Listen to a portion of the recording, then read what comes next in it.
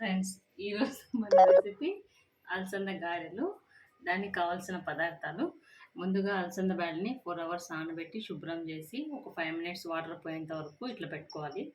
తర్వాత ఇందులో ఒక చిన్న సైజు వెల్లిపాయలు, ఒక చిన్న ముక్క అల్లం ముక్క, ఒక 5 పచ్చిమిర్చి, ఒక పెద్ద సైజు ఉల్లిపాయలు, కొంచెం కలర్కి పసుపు, రుచికి సరిపడా సాల్ట్. ఇవి తర్వాత చెప్తాం. ఇందులో ఉల్లిపాయలు, పచ్చిమిర్చి, అల్లము, వెల్లుల్లి.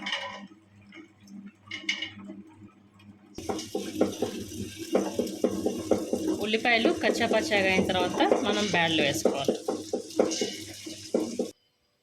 ఫైనల్లీ మనకు పిండి రెడీ అయిపోయింది.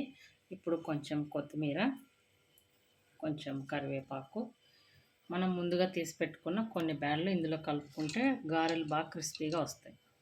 అంతా కలిపేసుకొని ఇప్పుడు గారెలు వేసుకోవడం.